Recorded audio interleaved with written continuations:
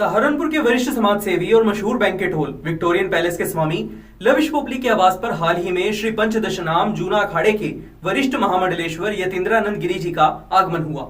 महामंडलेश्वर ने लविश पोपली के आवास पर काफी समय व्यतीत किया और परिवार को आशीर्वाद भी प्रदान किया। जैसे ही उनके सहारनपुर में लविश पोपली के आवास पर होने की सूचना सहारनपुर में फैली, वैसे ही महापौर डॉक्टर अजय कुमार सिंह और पूर्व मंत्री संजय गर्ग ने भी लविश पोपली के घर पहुंचकर महामंडलेश्वर यतीन्द्रानंद गिरी से आशीर्वाद प्राप्त किया। इस अवसर पर वरिष्ठ व्यवसायी एवं समाज सेवी विश्वजीत सिंह पुंडीर, व्यापारी नेता विवेक मनोचा, सुरेंद्र मोहन चावला, सीए विजय गुप्ता, प्रवीण, राहुल, समाज सेवी विशाल अरोड़ा, वासु ने भी महामंडलेश्वर के दर्शन कर आशीर्वाद प्राप्त किया। इस अवसर पर कई अन्य व्यवसायी, उद्योगपति और समाज सेवी भी प्रमुख रूप से उपस्थित रहे। इस दौरान महामंडलेश्वर ने मीडिया से बातचीत करते हुए विभिन्न धार्मिक, सामाजिक और राजनीतिक मुद्दों पर अपने विचार प्रकट किए, जिसमें उन्होंने बांग्लादेशी घुसपैठियों पर गंभीर चिंता जताई। साथ ही उन्होंने रामलीला मंचन के महत्व पर बल दिया, लेकिन रामलीला व कांवड़ यात्रा के दौरान होने वाली कुछ प्रस्तुतियों पर उन्होंने आपत्ति भी जताई। इसके साथ ही राजनीतिक मुद्दों पर प्रतिक्रिया देते हुए महामंडलेश्वर यतीन्द्रानंद गिरी जी ने जातीय जनगणना की मांग पर कड़ा विरोध व्यक्त किया। इन सभी मुद्दों पर उन्होंने क्या क्या कहा, आइए आपको दिखाते हैं। देखिए, देश विभाजन के समय और उस समय जो हमारे देश के जो भी नेता रहे वो एक महान गलती कर बैठे। देश का विभाजन धर्म के आधार पर हुआ। मुसलमानों को पाकिस्तान, बांग्लादेश, जो पूर्वी पाकिस्तान, पश्चिमी पाकिस्तान उस समय कहा जाता है, मिला। 22% आबादी को 30% भूभाग दे दिया गया। उस 22% में से भी 5 करोड़ मुसलमान यहीं रह गए, 4 करोड़ गए। तो ये एक ऐसा बीज यहाँ बो गए जिसका परिणति ये हो रही है। आज देश की डेमोग्राफी बदल रही है और गजवाए हिंद का जो उनका नारा है वो इस पूरे भारत को कहीं ना कहीं इस्लामिक देश में परिवर्तन करना चाहते हैं। और बड़ी मात्रा में इस देश के अंदर आज रेलवे ट्रैक के किनारे किनारे जो बांग्लादेश से लोग आए हैं, कहीं ना कहीं रोहिंग्या मुसलमान आया है, तो रेलवे के किनारे किनारे सरकारी जमीनों कब्जा कर बैठ गए हैं। उत्तराखंड में तो हल्द्वानी में वनफूल जो क्षेत्र है वो पूरा का पूरा वहां कॉलोनी बन गई, रेलवे की जमीन में दंगा कर दिया, थाना फूंक दिया। तो आज वो देश में कहीं ना कहीं ये अशांति, सरकार को बदनाम करना, पिछले 6-7 महीनों से डिरेल होने की घटना बहुत बढ़ी है। अभी रात ही वृंदावन में मालगाड़ी डिरेल कर दी गई, 18 डब्बे उसके गिर गए। बड़ी बड़े लोहे के गाटर कहीं रख दे रहे हैं, कहीं कुछ रख दे रहे हैं। कालिंदी एक्सप्रेस के नीचे पेट्रोल छिड़का गया तो समय से पता लग गया, नहीं तो पूरी ट्रेन द बर्निंग ट्रेन हो जाती।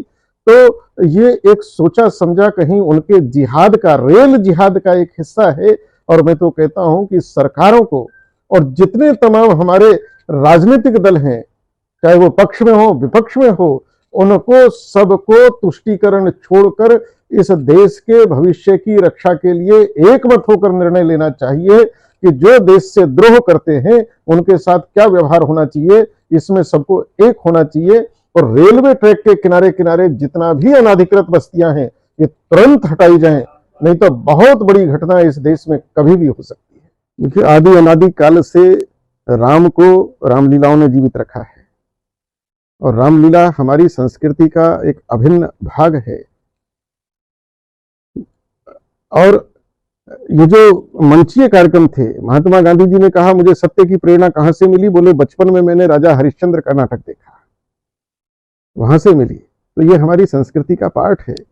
रामलीलाओं के जब मंचन होते थे तो ये तय होता था कि उसमें राम की भूमिका कौन करेगा, उसका चरित्र कैसा है, उसका व्यवहार कैसा है, ये सब होता था। और वर्ष भर उसको नियम बताए जाते थे कि तुम्हें पूरे वर्ष भर इन नियमों का पालन करना है, तब तुम रामलीला में राम का पाठ करोगे। आज विकृत हुआ है। एक तो हिंदू समाज ने ये महामूर्खता की है कि कहीं जागरण के नाम पर, कहीं नाटक के नाम पर, कहीं शंकर जी को नचा रहा है, कहीं कृष्ण जी को नचा रहा है, राधा कृष्ण नाच रहे हैं। इससे बड़ी मूर्खता क्या होगी? परमात्मा इसलिए है कि सड़कों पर नाचे और हिंदू समाज ताली बजाता है। दुनिया के किसी अन्य समाज ने ये मूर्खता नहीं की, ये केवल हिंदू समाज करता है। जागरण होता है तो अब देवी जी आएंगी वो नाचेंगी, अब गणेश जी आएंगे वो नाचेंगे, मखौल बना दिया है। ये बंद होना चाहिए। इससे ज्यादा भगवान का अनादर कुछ नहीं हो सकता। अगर भगवान की झांकी बनानी भी है तो चरित्रवान लोगों को भगवान की झांकी में आना चाहिए और उनको उचित सिंहासन देकर वहां बैठाना चाहिए। उनकी फिर उसी प्रकार की गरिमा और मर्यादा का उनके साथ व्यवहार करना चाहिए। ये हिंदू समाज ये मूर्खता बंद करे। हमारे बहुत अच्छा है कि लविश पोपली जैसे हमारे नौजवान और नौजवानों को ही आगे आना चाहिए। हम लोग तो अपनी पारी खेल चुके हैं, अब इनकी पारी है। और ये एक जरूर बात है कि जहां हनुमान जी है तो वहां जामवंत भी चाहिए, नहीं तो हनुमान जी क्या कर बैठे। अपार शक्ति है, अपार ऊर्जा है, इसलिए जामवंत भी चाहिए। तो हमारे समाज के जो प्रबुद्ध बुजुर्ग लोग हैं, ठीक है उन्होंने पारी खेल ली, अब नए लोगों को खेलनी है, लेकिन बुजुर्गों का एक दायित्व है कि वो जैसी पिच छोड़ेंगे उस पिच पर ही वो खेलेंगे। अगर अच्छी पिच छोड़कर जाएंगे तो हमारा नौजवान अच्छी पारी खेलेगा, और खराब पिच छोड़ के जाएंगे तो नौजवान की फिर गलती नहीं होगी। तो दोनों का दायित्व है, और बड़ी मात्रा में लविश जैसे हमारे नौजवान आगे आए, इससे अच्छी बात क्या है। और ये नौजवान धर्म के काम में लग रहे हैं, तो इससे और श्रेष्ठ बात क्या है। तो मेरी बहुत बहुत शुभकामना है, बहुत बहुत आशीर्वाद है, और इसी प्रकार से हमारे सब नौजवान इन्हीं को अब देश की बागडोर संभाल ली है। मेरी बहुत बहुत शुभकामना, आशीर्वाद इन सबको है। एक राजनीतिक प्रश्न आपसे मैं पूछना चाहूंगा महाराज जी, जो विपक्ष है इस टाइम फिलहाल जातिगत जनगणना का बहुत ज्यादा मुद्दा उठा रहा है, इसको आप कैसे देखते हैं? देखिए, हमारे भारत के समाज में, हमारे शास्त्रों में, हमारे पुराणों में जातिगत व्यवस्था कहीं नहीं थी।